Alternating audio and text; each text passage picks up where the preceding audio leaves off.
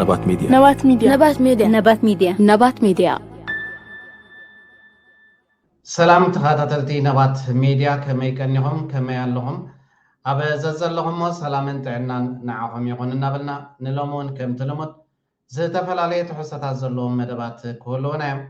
شير لايك سبسكرايب ناقبرنا دما نزي يوتيوب channel أبا معباي كل زكالنا هنقبر دقيمنا دقاقيمنا نتوع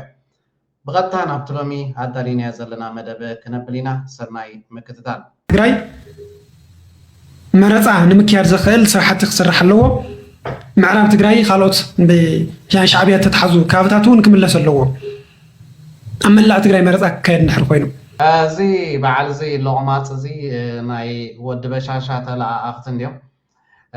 ሕጂ ከዓ ነገር እንዲፅሕትር ዘሎ ምስ ናይ ምርጫ ብዝተሓሓዝ ሰራዊት ሻዕብያ ካብ መሬት ትግራይ ክወፅእ ኣለዎ እናበለ ብተደጋጋሚ ኣብ ማሕበራዊ ሚድያ كعفر نريالنا عفيرو ترايو سكبل زخنا زغورة نجار يقولن تتلو خناتو مني لو خلو مني قسكس لدما ردو نجاري بعد زيابيم حوز صور دلو بعد زيابيم صليه قسكس زوع رزلو أبتنا يوش تاو قدايكا نعهاي ملكت بعلها تفلت بزعبا قداي إرتراجن عيت العلم سراويت إيرترا أب بوتا إيرترا يزلو بسراويت إيرترا زتورر مريت تግራይ كا يلن حجي كاب ود بشاشا تلايخم نزا ترخيبا دلا ጮራ برهان ويدما سلام أب منغو أب حزبتات إيرتران تግራይ دعا خدزرغو لعلن تحتن حيوخ تبلو لهم በኢትዮጵያና በኤርትራ ማዕከል ጦርነት እንዲነሳ ከሚፈልጉ አካላቶች ማዕከል የአፍሪካ ህብረት የአውሮፓ ህብረት የተለያዩ ትልልቅ ያደጉ ሀገራቶች ናቸው ምናልባት ኣብ መንጎ ኤርትራን ኢትዮጵያን ኩናት ክውላዕ ዝደልዩ ሃገራት እንተዳለው ኮይኖም ሕብረት ኤውሮጳ ይኹን ናይ አፍሪካ ሕብረት ይኹን ካልኦት ዓበይቲ ሃገራት ምዃኖም ርዱእ ነገር እዩ ለምን መሰላችሁ ይህንን ያልኳችሁ ከሰሞኑ በተለይ የአልጀርሱ ስምምነት የተፈረመበት 25ኛ ዓመትን አስመልክቶ የተለያዩ ሀገራቶች ወይንም ደግሞ የአውሮፓ ህብረት የአፍሪካ ህብረትና ሌሎች አካላቶች መግለጫ እየወጡ ይገኛሉ እዚ ድማ ንምንታይ መሲልኩም ኣብዚ እዋን እዚ ብምክንያት 25 ዓመት ብናይ ዘዶብ ኤርትራን ኢትዮጵያን ዝምልከት ዝተፈላለዩ መግለፂታት እየውፅኡ ኣለዉ ከም በዓል ሕብረት ኤውሮጳ ይኹኑ ሕብረት አፍሪካ ይኹኑ ካልኦት ዓበይቲ ሃገራት ዛሬ ደግሞ የአፍሪካ ህብረት ሊቀመንበር የሆኑት መሐመድ አሊ ዩሱፍ መግለጫ ወጥተዋል በመግለጫቸውም እንግዲህ በተለይ የአልጀርሱ ስምምነት በኢትዮጵያን በኤርትራ ማዕከል እንዲከበር እንፈልጋለን ይላሉ እዚ ናይ ኢጋድ ዝበሃሉን كلهم موتات ودبات اليوم أبين يري حجي حبرة أوروبا يكون كالوت حيالات هجرات أبز وانزي كوينات كلها تقولات سلزلو إلهم ناتهم قمتات موسات وعلى الجرس تكبرا وخونا لو ويد ما كلتين هجرات كتحاورا خلال لون إلو ملختي أبز وصالو جزية ويد ما بعبيون ودب حورات هجرات مالتيو إذا حبرة أفريقيا هذا الدحر يوم مجلس وصيو لك عنا تنسون زوال ود ما كان باباغالو دقيمو ነገር ግን የአልጀርሱ ስምምነት የኢትዮጵያን በተለይ ደግሞ በርካታ ጊዜያት የነበረውን ጦርነት ያስቆመ ስምምነት ነው ለዚህ ስምምነት በርካታ ዓመታት ሄደናል ስምምነቱንም እያከበርን እንገኛለን እዚ ስምምዕ እዚ ከም ዝፍለጥ ኣብ መንጎ ኤርትራን ኢትዮጵያን ዝነበረ ኩናት ደው ኣቢሉ ወይ ነዚ ውዕል እዚ ድማ ብኤርትራ ይኹን ብኢትዮጵያ ተግባራዊ እንገብረለና ወይ ድማ ኣብ ግብሪ ውዒድ እዩ ዛሬ ላይ ከመሬት ተነስቶ የአልጀርሱ ስምምነት ይከበር ማለት እነዚህ ሁለት ሀገራቶች ወደ ጦርነት ሊገቡ አስበዋል የሚል ድምዳሜ ውስጥ ደርሰዋል ማለት ነው ዘራንታ ይዘርየካ ነዚ ከም በሓደሽ ወይ ድማ ከምዚሎም ዝራቦም ወይ ድማ ከምዚሎም ካልዕልዎም መፈታኖም እንታይ ዘርኢ ዘሎ ምናልባት ዘን ክልተ ሃገራት እዚኣተን ናብ ኩናት ከኣትዋ ይኽእላን ዝብል መደምደምታ ወሲዶም ክኾኑ ይኽእሉ እዮም ነገር ግን ኢትዮጵያም ኤርትራም ጦርነት እንደማያዋጣ የሚያውቁ ሁለት ሀገራቶች ናቸው ወደ ጦርነትም አንገባም የአፍሪካ ኤርትራን ኢትዮጵያን እውን ዘን ክልተ ሃገራት እዚኣተን ትርጉም ናይ ኩናት ወይ ድማ ትዕንወት ኣፀቢቕና ስለንፈልጦ ናብ ኩናት ከኣትዋ ኣይክእላንን ናብ ኩናት ከኣትዋ እውን ኣይንደልን ኢና ህብረት የአውሮፓ ህብረት ያደጉ ትልልቅ ሀገራቶች አሜሪካን ጨምሮ ፈረንሳይ የተለያዩ ሀገራቶች ከሰሞኑ የአልጀርሱ ስምምነት 25ኛ ዓመትን አስመልክቶ ሁለቱ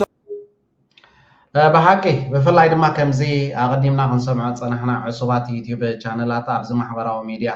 ناي ود بشاشة ملقطات كاكا وحزو علزلو بفلاينا بحزب تقراي شعبيا أب مريت تقراي زلو كاب مريت تقراي كوتسالو قدم مرجعنا ولو قصواس جميرهم سلازلو نعوب زتحا حزينا نزي مدبزي عمزينا يو نزا فيديو زي ناي چكلاو لج بشاشة ملقط كتكونيا ሓደ አክቲቪስት የባህሊ ወይ ድማ ኣብ ኢንተርቪው ቀሪቡ ማለት እዩ ንወዲ በሻሻ ንክምጉስ ዝገብሮ ዝነበረ አክሽን ኣብዚ ማሕበራዊ ሚድያ መስሓብን መነጋገርን ኮይኑሎ ብዝያዳ ነቲ ቪድዮ ክንሪኦ ኢና ሓቢርና ንከታተሎ ይሄ ማለት ኢትዮጵያ አሁንም ወደ ክብር እየሄደች ነው ወደፊት መውደቅና ወደ ኋላ መውደቅ መካከል በጣም ታላላቅ የሆኑ ልዩነቶች አሉ። ወድቋል እያልኩ ምንድነው የነገርኩህ ያለው ነገር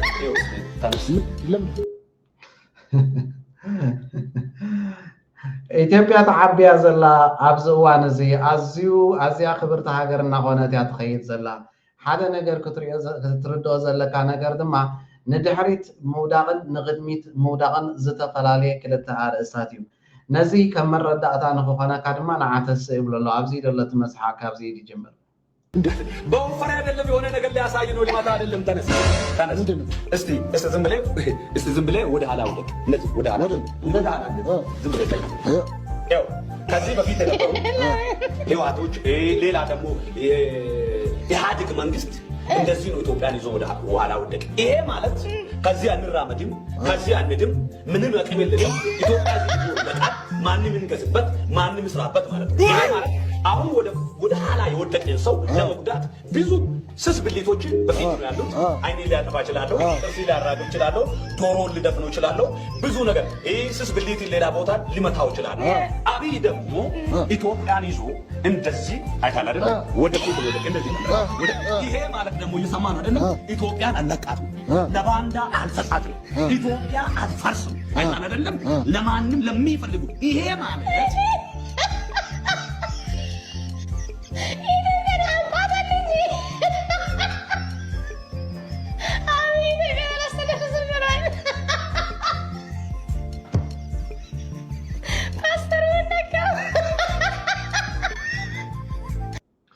እዚኦም ቶም ናይ ወዲ በሻሻ አክቲቪስታት እዮም ብከምዚ ገይሮም እዮም ንህዝቢ ከረድኡ ዝፍትኑ ዘለዉ ማለት እዩ ቅድም እንድሕር ርኢናዮ ንድሕሪት ብሕቁ ወዲቑ ርኢናዮ ነርና ማለት እዩ እዚ ከዓ እንታይ እዩ ከም ኣብነት ኣምፅዎ ናይ ህወሓት ወይ ድማ ናይቲ ኢህኣደግ ዝበሃል ዝነበረ መንግስቲ እዩ ብሕቁካ እንድሕር ወዲቕካ ኩሉ እዩ ዝፃወተልካ ኩሉ እዩ ዝጭፍጭፈካ ኩሉ ዋላ ዓይንካ ድንቁረካ ኩሉ ነገር ዝገብረካ ማለት እዩ ወዲቕካ ሓንሳብ ወዲቕካ መፃወቲ ኮንካ ምዕባለ ዝበሃል ነገር የለን ገለ ዝበሃል የለን ወላ ሓንቲ ነገር የለን እቲ ዝነበረ መንግስቲ ይብሎ ኣሎ እቲ ናብ ቅድሚት ዘውደቑ ከዓ እዚ ሕጂ ዘሎ መንግስቲ ብወዲ በሻሻ ዝምራሕ ማለት እዩ እዚ ከዓ እንታይ ማለት እዩ ትርጉሙ ንቅድሚት ምውዳቕ ማለት ከዓ ንኢትዮጵያ ኣይነጥፍራን ኢና ንኢትዮጵያ ንማንም ጉጅለ ድማ ኣይንህባን ኢና ኢትዮጵያ ከነበልፀጋ ኢና ከነዕብያ ኢና ናብ ዝለዓለ ደረጃ ከነብፅሓ ኢና እዩ ትርጉሙ ብምባል እዩ ብከምዚ ኣገባብ ከረድኦ ፈቲኑ ማለት እዩ እዚ ኣብዚ ማሕበራዊ ሚድያ ኣዝዩ መነጋገርን መስሓቅ ኮይኑ ዘሎ ማለት እዩ ሓቀኛ መንነት ወይ ድማ ስም ናይ ወዲ በሻሻ መን እዩ እንድሕሪና ባዕሎም ኢትዮጵያውያን ክዛረብሉ ጀሚሮም ኣለው ንዑ ዝምልከት ሕዘር ዝበለ ቪድዮ ኣለና ንከታተላ እናንተ እግዚአብሔር ይስጣችሁ ኦሮሞ ነው ብላችሁ ያስቀመጣችሁልን አብዮት ካሳዬ በላይነ የሚባለው እናንተ ደግሞ የሰየማችሁ ስም አብይ አህመድ አሊ የሚባል ነገሩ ግን አብዮት ካሳዬ በላይነ ንስኹም ዘጠመቕኩሞ እዚ አብይ አሕመድ አሊ ዝበሃል እምበር እቲ ሓቀኛ ሽሙ የአብይ አሕመድ አሊ ኢሎም ኣብዚ ትክክለኛ ሽሙ ባዕሉ ዝገልፆ ዘሎ ማለት እዩ አብዮት ካሳዬ በላይነህ እዩ ዝበሃል ወዲ በሻሻ እቲ ሓቀኛ ሽሙ ዝኾነ ሰብ ክፈልጦ መታን አብዮት ካሳዬ በላይነህ እዩ ዝበሃል አብዮት ካሳዬ በላይነህ እዩ ዝበሃል ማለት እዩ እዚ እቲ ሓቀኛ ሽም ናይ ወዲ በሻሻ እሱ ነው እየጨረሰን ያለው ንሱ ከዓ ዝውዳእልና ዘሎ ነዛ ኢትዮጵያ ዝበሃል ሃገር ዘዕንዋ ደሎ ከዓ ንሱ እዩ እያንዳንዱ ሊስት ይጥራልኝና ይነግርሃለሁ ኦፒዲዮ ኦሮሞ የለውም ኦሮሞ ኦፒዲዮ ውስጥ እና ያ ነበረ እስኪ ዶክተር ወደ እዚ ኦፒዲዮ ዝበሃል ናይ ኦሮሞ ፓርቲ ድማ ኦሮሞ ዝበሃል የብሉን ብካልኦት ዝቆመ ይብል ኣሎ ንዓና ሳይወክሉናን እዮም ይብል ኣሎ ሌላ እንዳንሄድ እንጂ እስኪ በዚች ላይ አብዮት ካሳዬ በላይነህ ነው ማን ነው አብዮት ካሳዬ በላይነህ እስኪ ትንሽ ቢያብራሩልን ጠቅላይ ሚኒስትር አብይ አህመድን ነው ወይስ ማን ነው? ያ አብይ ጠቅላይ ሚኒስትር አብይ አህመድ ኦሮሞ አይደለም። ናይ ወዲ በሻሻ ሐቀኛ ስም አብዮት ካሳየ በላይነህ ይዝበሃል። ኣብቲ ኮመንት አቲና ኣብ ዝረኣናዮ ድማ ሓደ ኣገራሚ ዝኾነ ኮመንት ተጻሒፉ ነይሩ። ምናልባት ከይትስኮፍ ኢልና ኢና ሕማቅ ከይስማዓኩም ኢልና ኢና እምበር እቲ ሓቀኛ መንነቱ እዚ ዝስዕብ ብምባል ጽሒፍዎ ኣሎ። እዚ አብዮት ካሳየ በላይነህ ወዲ በሻሻ ኣበዩ ብሓቀኛ ትውልዱስ ኣበዩ እንድሕሪና ኣብ ኮመንት ተጻሕፈት ኣላ ዝኾነ ሰባት ትፈልጥዎ እንድሕር ኣለኹም ኣብ ኮመንት ክትጽሕፉ ትኽእሉ ኢኹም። ብዝያዳ እዚ ኣማኑኤል ምሕረት ኣብ ዝበሃል ኣብቲ ናቱ ኣብ ታሕቲ ኮመንት ጽሒፍዎ ከም ዘሎ ማለት እዩ። እዛ ጉዳይ ኣቐዲምና ሰሚዕናያ ኢና፣ ግን ብወድና ኢና ተጨፍጭፍና ከይትብሉ ፈሪሕና እምበር አብዮት ካሕሳይ በላይ ዝተባሃለ ካብ ወላዲቱ ካብ ጎጃም ካብ ወላዲዩ ዲቕ ዝበለ ተሓላቕን ወተሃደር ደርግን ዝኾነ ካሕሳይ መበቆል ዓዱ ድማ ራያ ምዃኑ ፈሊጥና ኣለና። ስለዚ እንታይ ዝብል ዘሎ እዚ ወዲ በሻሻ እቲ ሓቀኛ ቦትኡ ወይ ድማ ትውልዲ ቦትኡ ድማ ካብ ራያ ትግራይ ምዃኑ ከዓ ይገልጽ ኣሎ። ከይትዛረቡና ፈሪሕና ወይ ከይትቕየሙልና ፈሪሕና ወድና እውን ጨፍጭፍና ብሰብና ተጨፍጭፍና ንኸይትብሉ እየ ስቂልና እምበር ኣቐዲምና ንፈልጦ ነርና ኢና ብምባል ኣብዚ ማሕበራዊ ሚድያ እቲ ሓቀኛ መንነት ናይ ወዲ በሻሻ ድማ ከውፅእዎ ጀሚሮም ኣለው። ናቱ ጥራይ ዘይኮነ እውን ብዛዕባ ስማት ዝምልከት እውን ተወሳኺ እንድሕር ዳ ርኢና እዚ ባጫ ደበሌ ዝበሃል እውን ካልእ ስም ኣለዎ። ባጫ ደበሌ ብምሉኦም እዞም ኣብ ኢትዮጵያ ዘለው መደናገርቲ ዝኾኑ ሓለፍቲ ምሩኻቶም በሎም ዋላ ገለመለ ብምሉኦም ኣደናጊሮም እዮም ኣስማቶም ሂቦም ዘለው። እዚ ባጫ ደበሌ ዝበሃል ከመይ ሽሙ እንድሕር ኢልና ከዓ ኣብ ዘለኹም ፅዮ ሓደ ንከታተሎ። ጀነራል ባጫ ደበሌ ነው ቢባል ማን ያምናል? ትክክለኛ ስሙም አትንኩት ደበሌ መሆኑን የኢትዮጵያ ሕዝብ ያውቃል ወይ? እዚ አትንኩት ደበሌ ይባሃል። አትንኩት እዚ ባጫ ደበሌ ዝበሃል ዘሎ ከዓ አትንኩት ደበሌ ዝበሃል። ብምሉኦም እንታይ እዮም ዝብሉ በትናቶም ኣደናጊሮም እዮም ብሓፂር። ብምሉእ ኣሽማቶም ኣይኮነን፣ ምሉእ ዝሕጂ ተጠሚቖሞ ዘለው አሽማቶም አይኮነን፣ ካብ ስሞም ጀሚሮም እዮም እንዳንደናገሩ ዝነብሩ። ቪዲዮን ወደ በኋላ መለስ ብዬ ያሳያችኋለሁ። የቀይ ባህር ዘማች ነን ከሚሉት አንዱ አዝማች ጀነራል ባጫ ደበሌ ነው። ጀነራል ባጫ ደበሌ እዋጓለው ከሚለው ከሻቢያ ጋር አንድ ወቅት ተማርኮ የሻቢያ የኪነት ቡድን ውስጥ በዘፋኝነት፣ በአስተዋቂነት፣ በተወዛዋዥነት ሲሰራ እንደነበረ ስንቶቻችሁ ታውቃላችሁ? የምታዩን የኢትዮጵያ ጭቁን ብሔሮችና ብሔረሰቦች ባህል ክፍል በመባል የምንጠራው በዚሁ በኤርትራ ሜዳ በህዝባዊ ግንባር ሓርነት ኤርትራ ስር ሆነን የኢትዮጵያን ቅኝ አገዛዝ ቀንጥሮ ለመጣል በሚደረገው ትግል ውስጥ ለሚማረኩ በሻቢያ ተማርኮ የሻቢያ የኪነት ቡድን ውስጥ ሲያገለግል ነው የምትመለከቱት። ተወዛዋዡን አትንኩት ደበሌ ለምን አንመለከተው? እስኪ ተመልከቱት።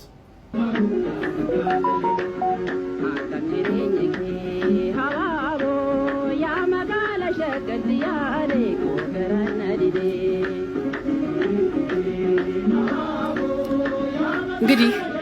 አንዱ የአብይ አህመድ ዝነኛው ጀነራል የሻቢያ ምርኮኛ ነው። ከብርሃኑ ጁላ ጀምሮ በሻቢያ ያልተማረከ የአብይ አህመድ ጀነራል የለም። የብልጽግና ጀነራሎችም አክቲቪስቶችም ሳይቀር የሻቢያ ምርኮኞች ናቸው። እነዚህ ናቸው እንግዲህ ቀይ ባህር እንዘምታለን የሚሉት የአብይ አህመድ አምባሳደር ነን የሚሉ እነ ሌንጮ ባቲ ምናምን የሚባሉ ሰዎች የኤርትራ በረሃ ውስጥ በታጋይነት ቁጭ ብለው ማሽላ አገዳ የሻቢያን የማሽላ አገዳ ሲያጭሉ እንደነበረ ስንቶቻችሁ ታውቃላችሁ? እነዚህ ናቸው እንግዲህ መልሰው ሻቢያን ካልወጋን የሚሉት። ወዳጅ መልሰ ይዘህ ሄደህ የምትማግደው ኢትዮጵያዊ ወጣት በተአምር አይኖርም። ገረም እተዛሐጉሰካ እንታይ ብሙሉ ኢትዮጵያውያን ፈሊጦም ማለት እዚ ወዲ በሻሻ እዚ አብዮት ማለት ብሙሉም ጀነራላቱ የሆኑ አክቲቪስት ናቱ ብሙሉም ምሩኻት ናይ ሻዕቢያ ዝነበሩ እዮም። ንዓኹም አቢኑ ንኺና ዝወፍር ኢትዮጵያዊ ድማ ኣብዚ እዋን እዚ የለን ብሎም ኣሎ። እቲ ዝገርም ድማ ሓንቲ ቪድዮ ንሒዝናልኩም መፂና ኣለና። እዛ ቪድዮ እዚኣ ከዓ እንታይ እያ ትብል ኣብ ግዜ ቃልሲ ኣብ ኩናት ኣብ ዝነበረሉ ማለት እዩ ሓደ ነገር ካብ ሓያላን ሃገራት ንኢትዮጵያውያን መልእኽቲ መፅኡ ነይሩ ማዕዳን መልእኽትን ሓዘል ማለት እዩ እንታይ ዝብል እንድሕሪልና ድማ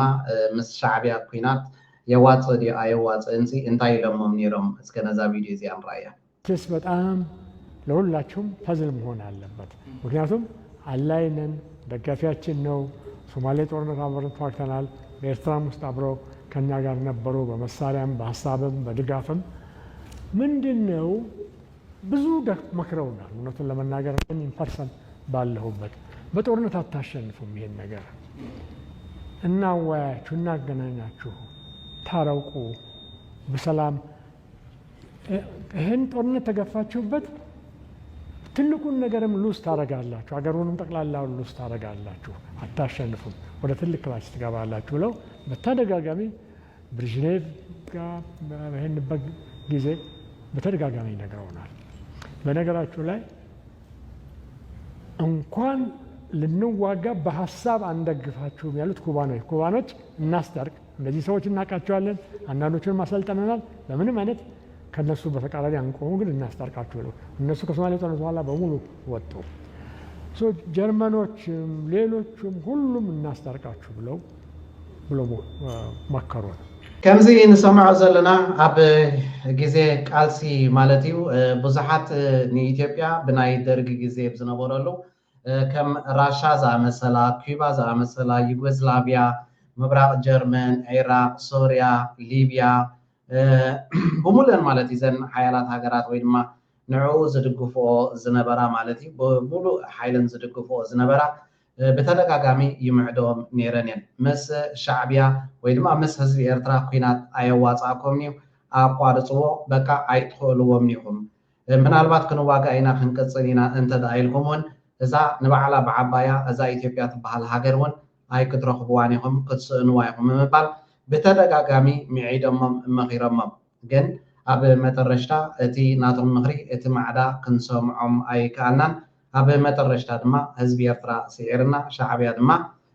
ሲዒርና እምበር በተደጋጋሚዮም ሓያላት ሃገራት ዝመኽሩናን ዝምዕዱናን ነይሮም ብምባል እዞም ትሪእዎም ዘለኹም ወላዲ እቲ ሓቂ ተዛሪቦም ማለት እዩ ከምዚ ገይሮም ንህዝቢ ኢትዮጵያ እውን ሓቀኛ ታሪክ ዝነግሩ እውን ኣለው ናይ ሓደ ሓውና ኣዝያ ኣገዳሲት ምኽሪ ብፍላይ ድማ ብዛዕባ እዞም ናይ ተቋመርቲ ትምልከት ከምኡውን ንኤርትራውነት ትምልከት ንናቶም ዕላማ ዝምልከት ሕፅር ዝበለ መልእኽቲ ኣለዎ ወይ ድማ ሓበሬታ ኣለዎ ንስማዕ እዮም ሚልዮን ኤርትራውያን ንኸውን ኢና ዘለና ዋል ሓንቲ ትንፋስን ኮራርትን ሓይልን ዘለዎ ናይ ፖለቲካ ሓይል ግን ናይ ኣንጻር ኤርትራ ዝኾነ ኣንጻር መንግስቲ ኣይረኣናን መን ኣሎ ሪአ ክብል ዝደሊ ብጀካ ኣብ ገገፁ ኮይኑ ዝዛረብ እንተ ነፍዕኻ ኪዶ ኣቃፅሉ ዝብል እኩባት ገይሩ ኪዶ ኣቃፅሉ አንዱ ድሕሩ ሰፍግኡ ኣብዚኣ እንታይ ሰሚዕናያ ማለት እዩ ብልክዕ እዛ ዝብላ ዘሎ ዘረባ ተዛሪቦም እዮም ኣብ ገዛ ኮይኖም ተዓፅዮም ከይዱ ሰብ አንድዱ ሰብ ኣቃፅሉ ከምኡ እንተዘኣደይ ጌርና ኤርትራውያን ኣይስኩሑን እዮም ከምኡ እንተዘይጌርና ኣድህቦ ክንረክብ ኣይንኽእልን ኢና ኢሎም እውን ተዛሪቦም እዮም ብልክዕ ድማ ሓቂ እዩ ኣብዚኣ ነዛ ቪድዮ እዚኣ ጠጠው ኣቢልና ነታ ዘረባት እያ ክነምፃልኩም ኢና ንረኣያ ናብዚኣ ዋይት ሃውስ ክሰምዑና ይብሎ ኣለዉ የስ you have to burn somebody ሓደ ሰፊኡ ዝኾነ ዝተደቃለላ ካብ ክሰምዑዋ ቀሊል ጌርኩም ኣይትረኣዩ ክሰምዑና እንተኮይኖም እቲ ናህሪ እቲ ዋዒ እቲ ገለ ነገር ምግባር ብጣዕሚ ኣድላይ እዩ ኣብ ሕጂ ኣይፀላእኮን ዝበለ ዝዘርብዩ ዋላ ሽዋሕ ሓብልዎ ኣይፀላእኮን ምክንያቱ ኣቴንሽን ኢካ ትረክብ ስለዚ ተፈተው ፅቡቅ እዩ ከምዚ ክንሰማዓት ፀናሕና ማለት እዩ ዝሓውና ክዛረቦ ፀኒሐ ልክዕ ሓቂ እዩ እዚኦም ኣብ ገዛ ተዓፅዮም ኪዱ ኣቃፅሉ ኪዱ ሰብ ቅተሉ ኪዱ ከም ዝግበሩ ኣድህቦ ክንረክብ እንተደኣ ኮይና ቃልሲ እንተደኣ ናይ ማሕበረሰብ ዓለም ኣቃልቦ ክረክብ ኮይኑ ክነቃፅሎም ኣለና ክነንድዶም ኣለና እናበሉ ኣብ ዕፁ ገዛ ንክንደይ መንእሰያት ከምዚ ገይሮም ዝጎስጎስ እዮም ሂወት መንእሰያት ዝፀልሞት እዮም ማለት እዩ ኣብ መጨረሻ ዋላ ሓንቲ ዝገበርዎ ነገር የለን ግን ክንደይ መንእሰያት ግን ሂወቱ ዘርሞ ገይሮም ኣባላሽሞ ባዕል እዚአን ግን ዋላ ሓንቲ ኣብ ገዝአን ኮፍ ኢለን ናብ ርአን ገብራ ደቅን ዕብያ ይህልዋ ምናልባት እቲ ምስሊ ኣዝዩ ሃሳስ ስለ ዝኾነ ክነቕርባ ኣይከኣልናን ሪና እዚ ሞ ፖለቲካ ድዩ እዚ ሞ ተቃዋማይ ክብል ክእል بين أجوابي تقام يخبر سقال من مخانوخ من فلطة تقاروني رما أوشتم سم كمان وزحون ندعي نزيم تقاريس كاخت هيك كلها استقامة يخبر تقال تقام يزبها الحجر كم زلات تدفلتي مجمرتها باندير خام وحاف مالت حجر مفلات مالت هيكون أبتي دحريك أرسي خم بحدش كجمهور إذا سماي وحي زي الكام مزرات نحنت الناس أدوات حجر كم زحج أبي إيرترا نسأ مخانا هيك أمن الله نزول له كم عين تزرر بين لذي توم غوسكوستي نعي تقامرتيم توم تختلت جن كعرّيز جبام كان خانم زجباني ميلاتات كتكم يجباني لسرز حسب أنا تمنجد السطري بحري أم حرام تناتي بلي تبلي نعي بزح الدين أيقونن نحنا نزي بحري نزي بحري زينا عبد الحجوان نزي ولده زي هيوت نخوف له أبنك ولا حدين هيوت ما نساي كونن سي صفرنا يمسدلينا صفرنا نزات صفر بيت قالها صفرنا يمسدلينا بعد زي تقامرتيم حقيقي بعد زي سمعوا صراحنا تقامرتيم